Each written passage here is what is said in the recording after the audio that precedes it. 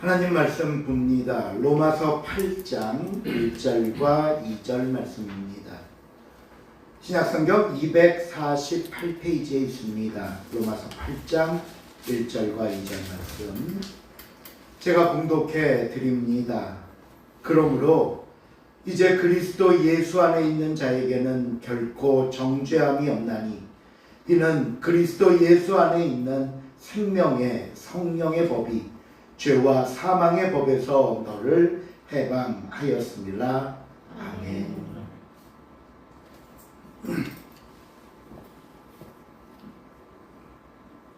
우리는 지난 7장에서 탄식과 희망이라는 두 가지 모습을 보았습니다. 먼저 선을 행해야 하는 것도 알고 또 선을 행하고 싶은데도 그렇게 살지 못하는 자신을 향해 오호라 나는 곤고한 자로다 외쳤던 사도 바울의 탄식을 들었고요.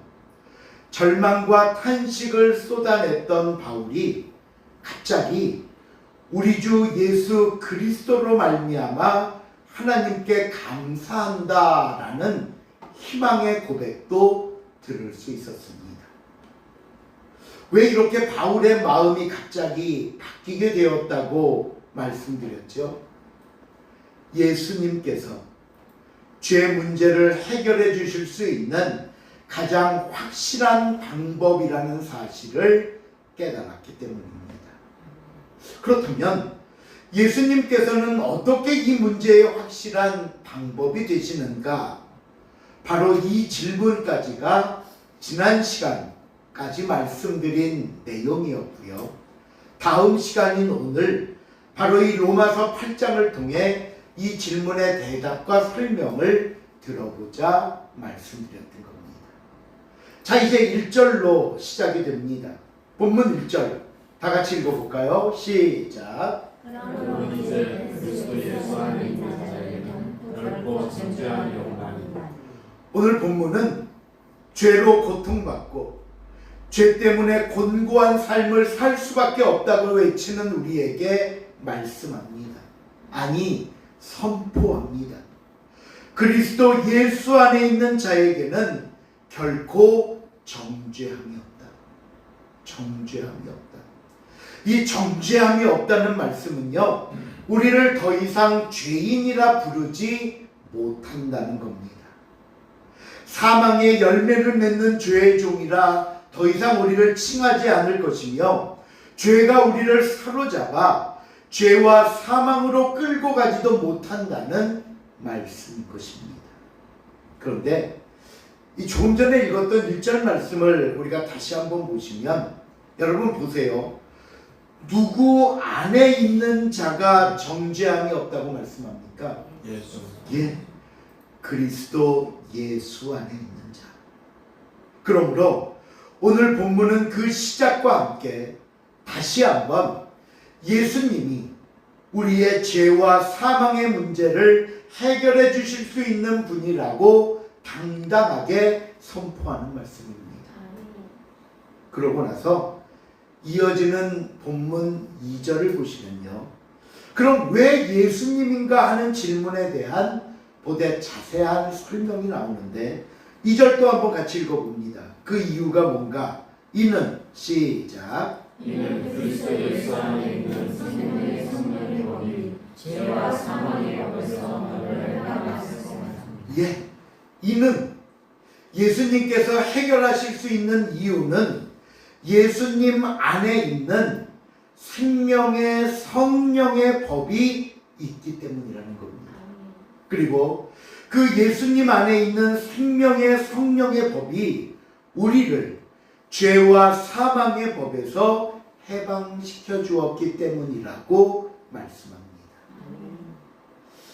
우리가 이 2절 말씀 안에서 관심을 갖고 봐야 할 단어가 서로 대조를 이루며 두 개가 나오는데, 하나는 생명이라는 단어고 또 하나는 사망이라는 단어입니다. 여러분이 생명과 사망이라는 두 단어의 관계를 한번 생각해 보세요. 생명이 있는 곳에는 사망이 있을 수 없습니다. 그렇죠? 생명이 있으면 사망이 있을 수 없어요. 우리가 생명을 가지고 살아있는 걸 가리켜 죽었다고 말하지 않습니다. 반대로 사망을 했거나 죽었다면 그곳에는 무엇이 없는 거죠? 생명이 없는 겁니다. 근데 오늘 성경은 우리에게 예수님 안에 이 생명이 있다고 말합니다. 아니, 예수님 자체가 생명이 되신답니다. 요한복음 14장 6절에 보니까요, 예수님이 자기 자신을 가리켜 뭐라고 말씀하셨냐 하면, 내가 곧 길이요 진리요 무엇이다? 생명이다. 내가 곧 길이요 진리요 생명이다. 요한복음 11장 25절에서는 역시 나는 부활이요 생명이라고 하셨습니다. 그렇다면 생각해 보세요. 생명이신 예수님이 계신 곳에는 사망과 죽음이 존재할 수 있을까요? 없을까요? 없지요. 당연히 존재할 수 없습니다. 그러니 저와 여러분이 생명이신 예수님 안에 있다면 죄와 사망의 법에서 벗어날 수 있는 겁니다. 왜 그렇다고요? 생명이신 예수 그리스도가 계신 곳에는 죄와 사망의 법이, 즉 죽음이 존재할 수 없기 때문입니다. 그렇다면 그 다음 질문입니다. 그러면 우리가 어떻게 생명이신 예수님 안에 있을 수 있을까요? 어떻게 예수님 안에 있을 수 있을까요? 그 설명이 오늘 본문 5절부터 나오는데 먼저 5절을 읽어보겠습니다. 5절 말씀 시작. 육신을 따르는 자는 육신의 일을, 영을 따르는 자는 영의 일을 생각하나니. 세상에는요, 크게 두 종류의 사람이 있답니다. 하나는 육신을 따르는 사람이 있고 또 다른 하나는 영을 따르는 사람이 있습니다. 그러니 각각 그들의 삶도 다를 수밖에 없겠죠. 육신을 따르는 자는 당연히 육신에 관한 일만 생각하고 살게 될 것이고, 반대로 영을 따르는 자들은 영의 일들을 생각하고 살게 되는 겁니다. 이렇게 두 종류의 사람이 각각 다른 삶을 살다 보니까 이 두 사람의 결과 또한 당연히 다르게 나타나는데, 그 결과를 6절에서 이렇게 말합니다. 6절 말씀 시작. 육신의 생각은 사망이요 영의 생각은 생명과 평안이라. 예, 한쪽은 당연히 그 삶의 결과가 사망을 향해 가고 다른 한쪽은 생명과 평안을 향해 간다 말씀합니다. 그렇다면 왜 육신의 생각과 삶이 사망이라고 말씀하는 줄 아십니까? 그 이유가 7절 8절에 있습니다. 7절 8절 시작. 육신의 생각은 하나님과 원수가 되니 이는 하나님의 법에 굴복하지 아니할 뿐 아니라 할 수도 없습니다. 육신에 있는 자들은 하나님을 기쁘시게 할 수 없느니라. 육신의 삶을 설명하는 내용인데요, 육신에 속해 산다는 것은 하나님과 원수가 되는 삶을 이야기합니다.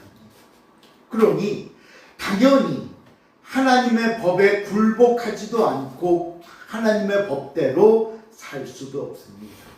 그러면 이런 사람을 하나님께서 기뻐하실까요? 아니요. 그러니 육신의 삶의 결과는 사망일 수밖에 없는 겁니다. 그러면 우리가 흔히 이제 말하는 육신으로 산다는 것은 구체적으로 어떤 삶을 이야기하는 겁니까? 그 삶을 이미 로마서 1장에서 우리에게 말씀하신 적이 있습니다.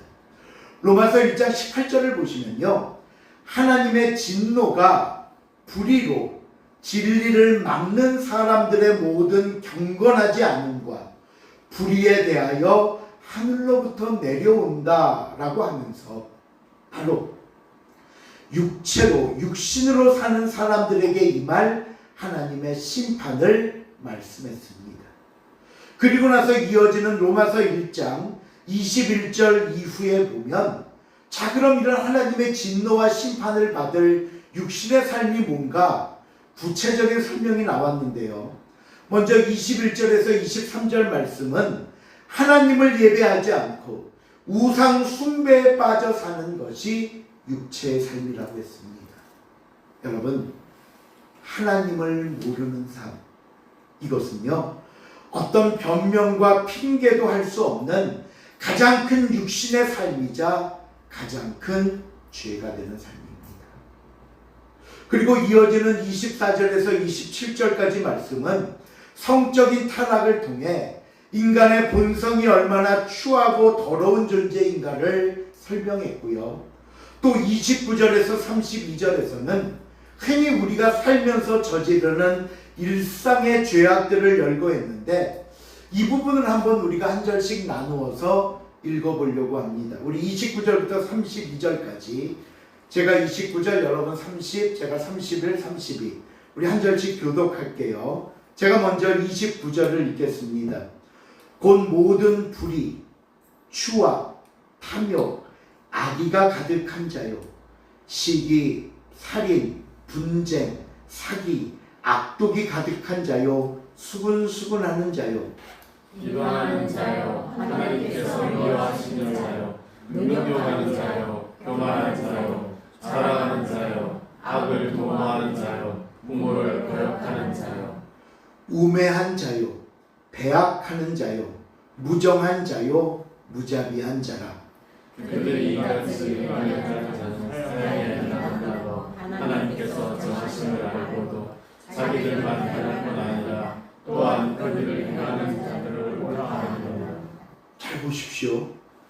뭐 다른 어디 TV에 나올 만한 어떤 흉악한 사람들 얘기하는 거 아닙니다. 저와 여러분, 우리가 너무나 쉽게 짓고 있는 죄악들이지 않습니까? 그러니 사도 바울도 바로 이 부분을 얘기하면서 나 예수 믿는다고 하는 내 자신에게서 이런 모습들이 계속 나오는 것을 보면서 뭐라고 탄식했다고요? 오호라, 나는 곤고한 자로다 라고 탄식했다는 겁니다. 이게 바로 육신의 삶, 육체의 삶을 가리킵니다. 그러면 육신의 반대인 영의 삶은 무엇을 의미하는가? 다시 오늘 본문으로 돌아와서 로마서 8장 9절에 보면 그 영의 삶에 대해서 이렇게 말씀합니다. 만일 시작 만일 너희 속에 하나님의 영이 거하시면 너희가 육신에 있지 아니하고 영에 있나니 누구든지 그리스도의 영이 없으면 그리스도의 사람이 아니라. 우리 안에 하나님의 영을 모시고 사는 것이 영의 사람의 모습입니다. 그럼 하나님의 영이란 무엇이냐? 성령 하나님을 일컫는 것이고요. 성령 하나님을 내 삶 속에 모시고 사는 삶을 가리켜 우리는 성령 충만한 삶이라고 말씀합니다. 그러니까 다시 풀어서 설명하면 영의 사람이란 뭐냐? 성령 충만한 사람을 가리키는 겁니다.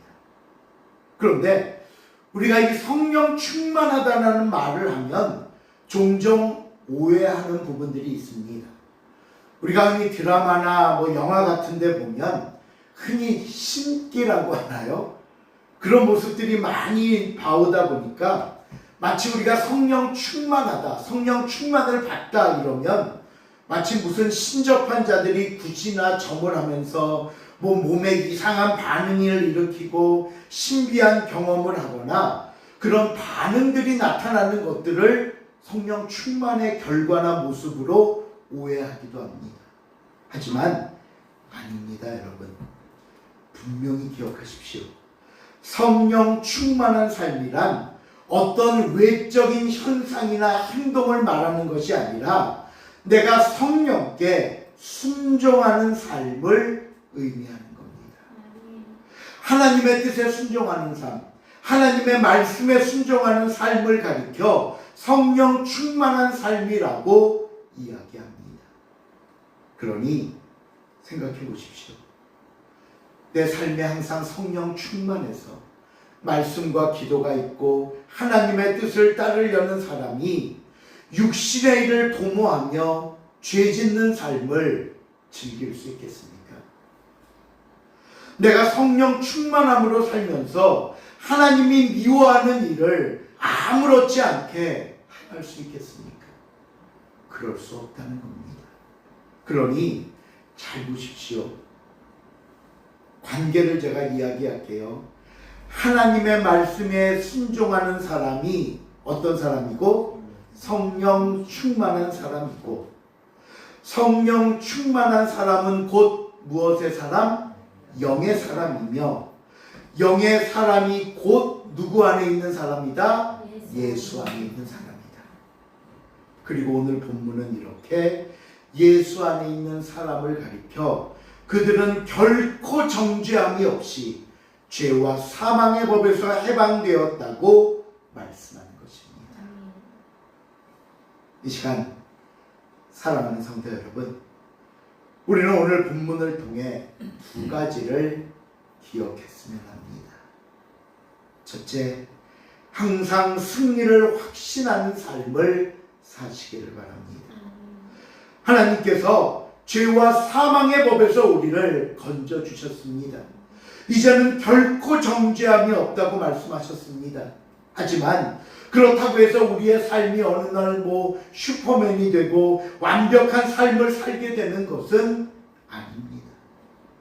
우리는 여전히 쓰러지고요, 여전히 넘어질 수밖에 없는 삶을 삽니다. 여전히 죄를 그리워하고 여전히 죄를 향해 다시 손을 뻗기도 합니다.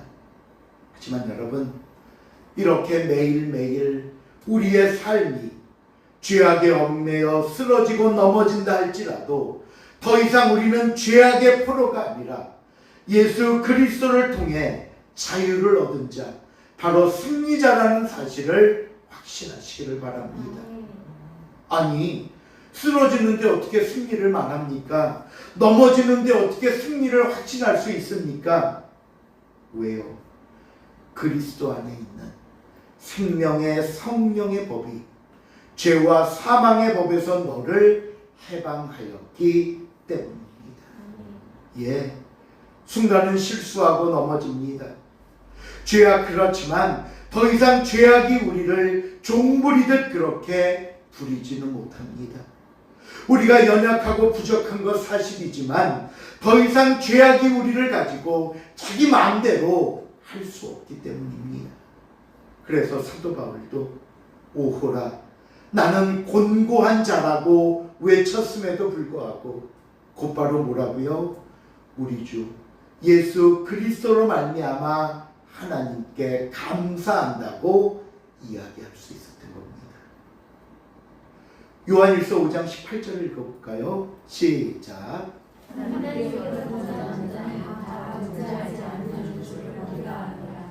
하나님께로부터 하신 자가 그를 지키시되 악한 자가 그를 만지지도 못하느니라. 악한 자가 우리를 만지지도 못하느니라. 담대하십시오. 항상 우리는 승리가 보장된 싸움을 싸우고 있다는 사실을 잊지 마시길 바랍니다. 그렇다면 그렇군요. 그럼 이제 확신만 가지고 아무렇게나 살아도 됩니까? 아니요. 오늘 본문이 우리에게 주는 두 번째 교훈은요, 이 확신을 가지고 믿음의 삶을, 무슨 삶을? 믿음의 삶을 살라는 겁니다. 하나님께서 저와 여러분에게 요구하시는 것은 완벽함이 아니라 최선을 다하는 노력입니다. 죄에서 이길 수 있기에, 죄에서 벗어날 수 있기에 제발 이겨보려고 하고, 제발 벗어나 보려고 하고, 제발 성령의 삶을 살려고 노력해보라는 겁니다. 그러니 여러분, 제발 죄에서 헤어나오십시오. 하나님의 자녀로서 부끄럽지 않는 합당한 삶을 사십시오. 그 방법과 힘이 어디서 나온다고요? 누가 우리를 지켜주시고 붙잡아 주신다고요? 예수 그리스도이십니다. 우리가 몇 번 봤지만 요한복음 16장 33절 다시 한번 봅니다. 이것을 시작. 이것을 너희에게 이르는 너희로 내 안에서 하나님을 여호와하라. 세상에서 너희 아름다움을 당하나 담대하라. 내가 세상을 이기노라 하시니라. 저와 여러분이 예수 그리스도로 말미암아 항상 승리의 자리에 서 있다는 사실을 여러분 믿으십니까? 비록 지금 나의 모습은 여전히 연약해서 비참하게 쓰러진다 할지라도 나는 마침내 결국에는 예수 그리스도를 통하여 승리를 이룰 자라는 사실 또한 여러분 확신하십니까? 이 확신을 가지고 담대하게 믿음의 삶을 사는 저와 여러분이 될 수 있기를 바랍니다. 말씀을 맺습니다. 예수 안에 있는 자에게는 결코 정죄함이 없습니다. 이것이 저와 여러분의 정체성이자 삶의 모습임을 깨닫고 항상 우리 주 예수 그리스도 안에서 믿음으로 승리하는 복되고 귀한 삶이 될 수 있기를 주님의 이름으로 부탁을 드립니다.